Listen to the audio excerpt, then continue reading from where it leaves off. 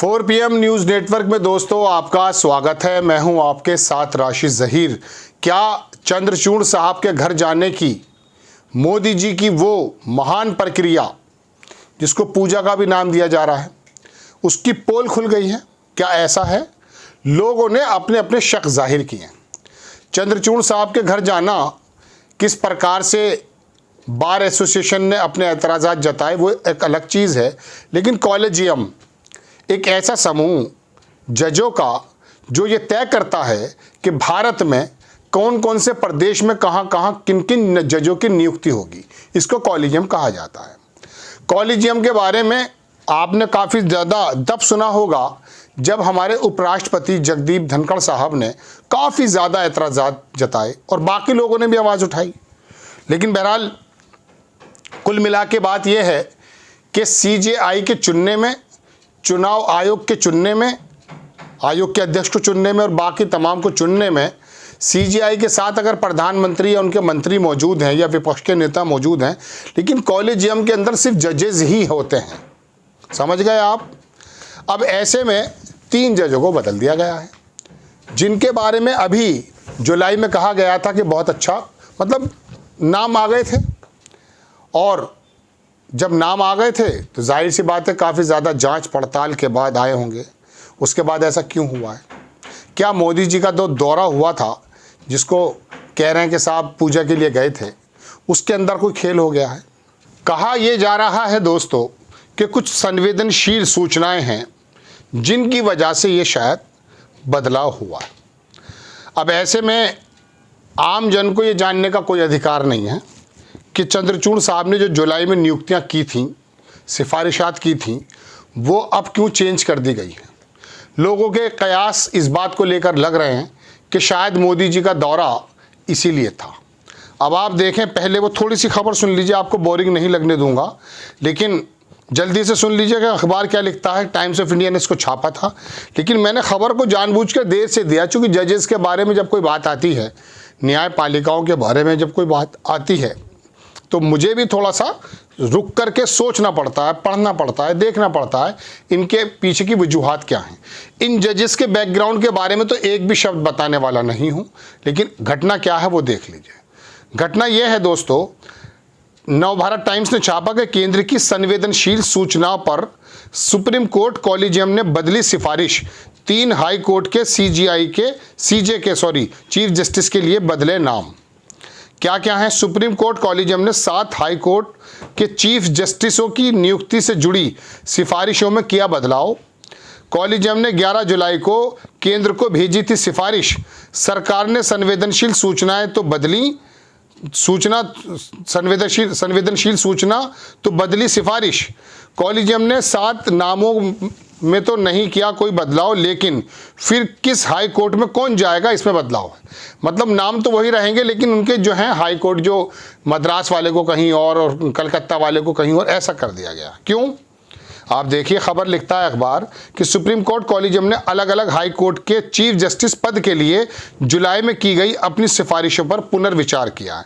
केंद्र सरकार ने कॉलेजियम के कुछ नामों को लेकर संवेदनशील जानकारियां दी थीं।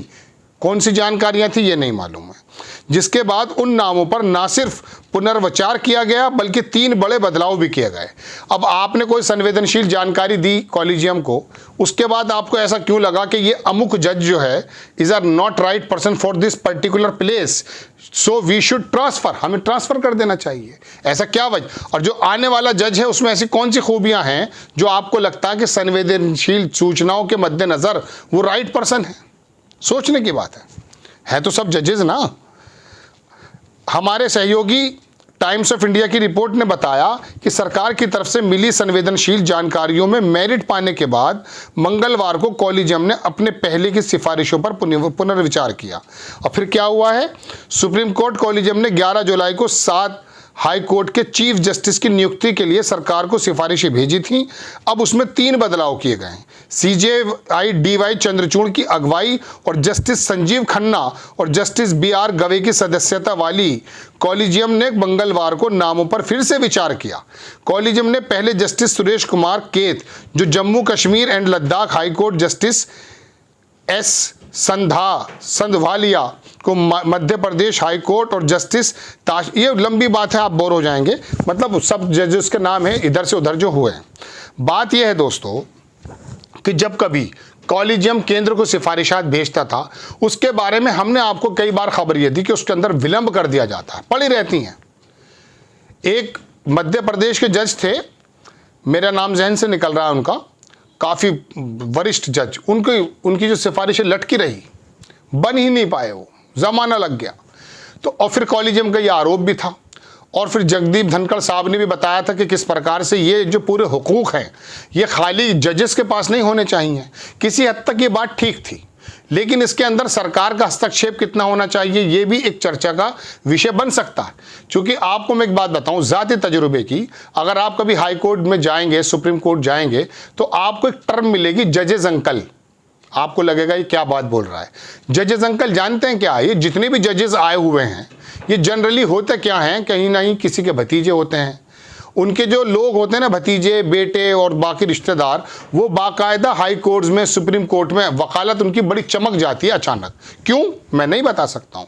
वहाँ एक टर्म चलती है जजेस अंकल, उन्हीं के लोग होते हैं, और इन्हीं 70, 80, 100, 150, 200 लोगों में से ही एक ज़माने से जजेस चुनते आ रहे हैं। हालांकि चुने इसमें से जाएंगे, लेकिन फिर भी जो सरकार का हस्तक्षेप, मैं यहाँ सरकार के साथ जगदीप धनखड़ की उस बात के लिए पक्षधर हूँ कि सरकार का बहुत हस्तक्षेप तो नहीं होना चाहिए, लेकिन फिर भी ये खाली कॉलेजियम के लोग ही इस काम को जो करते हैं, इसमें सरकार की नज़र में आनी चाहिए। हालांकि सिफारिशें सरकार के पास ही जाती हैं, वो उसको लंबे समय तक रोक लेती है। इस बात का भी ऐतराज़, हमने ऐतराज़ क्या, लोगों की बातें बताई कि लोगों को ऐतराज़ है।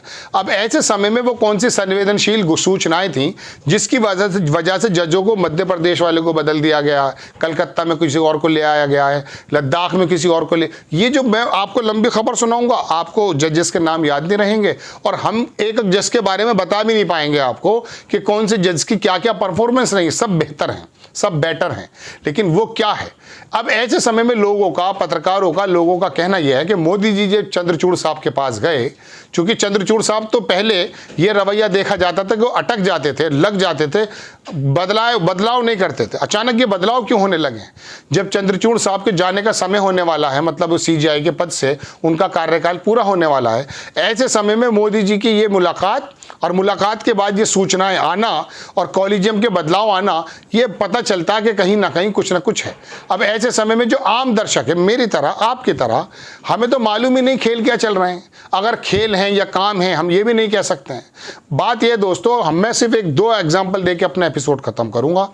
गोगोई साहब, आपको मालूम है CJI, मैं बारहा अपने प्रोग्रामों में बता चुका हूं कि उन्होंने भी बाकायदा केंद्र का एक बार जो है, मैं कह सकता हूं, थोड़ा सा विरोध किया था। जब आ गए थे 4 जजेस, प्रांगण में बैठ गए थे और बताया था कि सरकार थोड़ा सा हस्तक्षेप ज़्यादा कर रही है। ऐसे समय में गोगोई साहब के ऊपर एक इल्ज़ाम लगा, एक महिला ने लगाया, और वो कितने कंप्रोमाइज हो गए। सुप्रीम कोर्ट के जो पूर्व बार अध्यक्ष थे दुष्यंत दवे साहब, वो कहते थे कि कंप्लीटली कंप्रोमाइज हो गए केंद्र के साथ गोगोई साहब के बारे में, जो CJI थे उस जमाने के। और उसके बाद उन 4 जजेस को क्या क्या मिला आपको मालूम है, जिन्होंने राम मंदिर वगैरह को तमाम को इजाज़तें दी हैं। किसी को मध्य प्रदेश का राज्यपाल बना दिया गया है। हालांकि ये सब संविधान के मुताबिक हुआ होगा, लेकिन आप बताइए क्या गले से नीचे उतरती है कि आप राज्यसभा के मेंबर बन जाते हैं, राज्यपाल बन जाते हैं, ये तमाम चीज़ें हो जाती हैं। तो इस तरह के खेल हैं। जब आप और मैं 5 किलो चावल के राशन की लाइन में लगे हुए हैं ना, हमारे साथ मालूम नहीं क्या क्या हो रहा है। तो मेरी और आपकी जिम्मेदारी बनती है कि जब इस तरह की खबरें आएँ, इन खबरों को निकाल करके थोड़ा विश्लेषण संविधान के साथ, एविडेंस के साथ करना ज़रूरी है, ताकि आपको पता चले कि दरअसल हमें चलाया जा रहा है या हम चल रहे हैं। हमें तो ये बताया जा रहा है कि वोट देकर के सरकारें बदल देते हैं, लेकिन सरकारों के अंदर क्या क्या खेल होते हैं इसके बारे में भी जानकारी होनी ज़रूरी है। जिस कॉलेजियम के बारे में बड़ा अडिग था कॉलेजियम का समूह, आज वो इतना लचीला कैसे होता जा रहा है कि वो सूचनाएं आने के बाद इधर से उधर हो रहा है। क्या हमें पूछने का अधिकार है या नहीं, ये भी एक सवाल बनता है। आपको खबर कैसी लगी अपनी राय कमेंट्स बॉक्स में ज़रूर दीजिए।